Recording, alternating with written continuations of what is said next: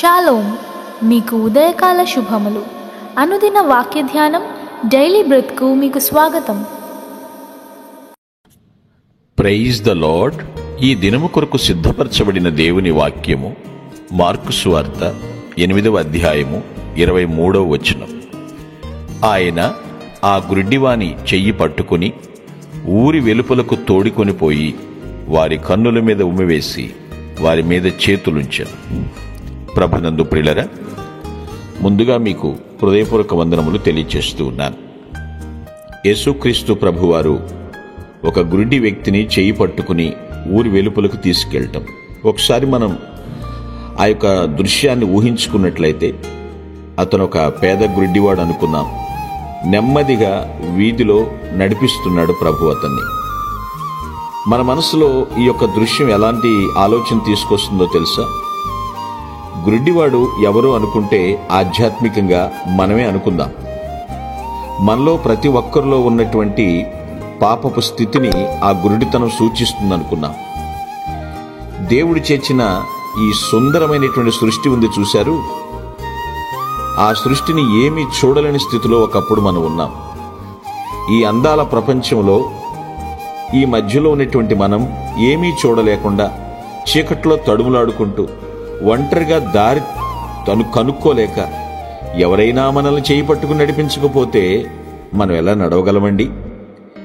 చీకట్లోనే శాశ్వతంగా నశించిపోతాం కదా. యేసుక్రీస్తు ప్రభువారు అతని గుడ్డితనంలో అతని యుద్ధకు వచ్చినట్లుగా మన దగ్గర కూడా వచ్చాడు. చీకటి నుంచి విడిపించాడు, ప్రమాదాల మధ్యలో నుంచి బయటికి తీశాడు మనల్ని. అంతేకాదు, మనల్ని వెలుగు వైపు నడిపించాడు. మహిమతో నిండినటువంటి తన ఇంటికి తీసుకెళ్ళటానికి ఓ చక్కని గైడ్గా మనకున్నాడు, మార్గదర్శకుడుగా ఉన్నాడు.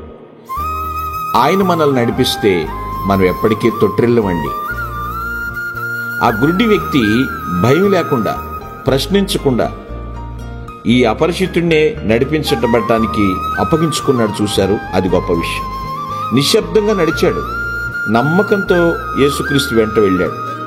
మనము కూడా క్రీస్తుపై నిజమైన విశ్వాసం ఉంచితే ఎప్పుడు ఏమి చేస్తుందో, ఏం జరుగుతుందో మనము దేవుని మీద భారం వేసేయచ్చు. భయపడాల్సిన పని లేదు. ఇలా మనం క్రీస్తుకు అప్పగించేసుకోవాలి. ఆయన యక్ష ప్రశ్నలు వేయటం కాదు, ఏదో కేవలం మన పాపములను ఆయనపై మోపడం మాత్రమే కాదండి. మన జీవితమంతా కూడా ఆయన మార్గదర్శకత్వానికి అప్పగించుకోవాలి. ప్రభువా, మీరు మమ్మల్ని గైడ్ చేయండి, మీరు మా చెయ్యి పట్టుకుని నడిపించండి. ఈ లోకంలో అలా కాకపోతే మనకు మనమే మార్గాన్ని ఎప్పటికీ కనుక్కోలేమండి. కానీ క్రీస్తు నడిపింపుకు ప్రశ్నించనవసరం లేని విశ్వాసంతో అప్పగించుకోవాలి. అబ్రహాము చూడండి, నువ్వు లే, బయలుదేరు, నేను చూపించే దేశానికి వెళ్ళు అన్నప్పుడు వెళ్ళిపోయాడు. ఎందుకు, ఏమిటి? యక్ష ప్రశ్నలు వేయలేదు. అప్పగించుకో. ఆత్మీయంగా ఇంకా గురుడితనంగా ఉన్నావేమో, ప్రభు నీ చేయి పట్టుకుని నడిపించుటకు సిద్ధంగా ఉన్నాడు. కారణం, ఆయన సార్వభౌముడైనటువంటి దేవుడు. ఆయనకి ముందేముందో, వెనకేముందో, నీ ఎడం ప్రక్క ఏముందో, నీ కుడి ప్రక్క ఏముందో ఆయనకి తెలుసు. ఎలాంటి ప్రమాదాలు మన కొరకు ఎదురు చూస్తున్నాయో కూడా దేవునికి తెలుసు.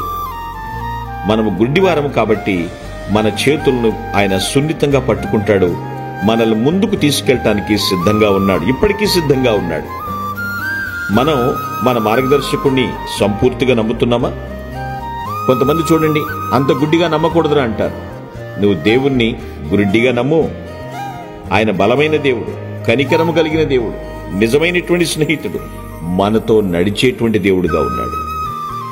మన మార్గదర్శకుడు ఎంత గొప్పవాడో, ఎంత శక్తిమంతుడో మనకు తెలిసినప్పుడండి, మన వైపు చాపబడి మనల్ని నడిపించటానికి సిద్ధంగా ఉన్నటువంటి మన ప్రభు చేతిలో మనం చేయి పెట్టేస్తాం కదా, ఆనందంగా పెట్టేస్తాం.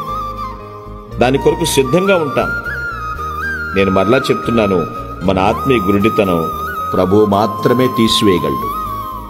ఎవరు కూడా తీసివేయలేరండి. కొంతమంది చూడండి, నువ్వు బాగా చూస్తున్నావంటే నాకేం తక్కువ, నేను బాగానే చూస్తున్నాను, నాకెవరి గైడెన్స్ అక్కర్లేదు అని చెప్తూ ఉంటాను. ప్రభువు చేతిలో నీ చేయి పెట్టు, ఆయన నిన్ను నడిపించనివ్వు. ఏ ప్రమాదం బారిన పడకుండా కాపాడుతాడు. ఏం జరుగుతుందో కూడా ఆయనకి తెలుసు. ఆయనకి నీ జీవితాన్ని అప్పగించు. ఎప్పుడైతే ప్రభువుని నువ్వు గ్రుడ్డిగా నమ్ముతూ ఉంటావో, ఆయన నిన్ను సర్వము కూడా నీ చుట్టూ వ్యాపింపచేసి నిన్ను అభిషేకించి తన యొక్క మహిమ కొరకు నిన్ను వాడుకుంటాడు. ప్రభువా, నన్ను నేనుగా నీకు అప్పగించుకుంటున్నానని ఈ క్షణమే దేవునికి అప్పగించుకొందువుగాక. ఆమేన్.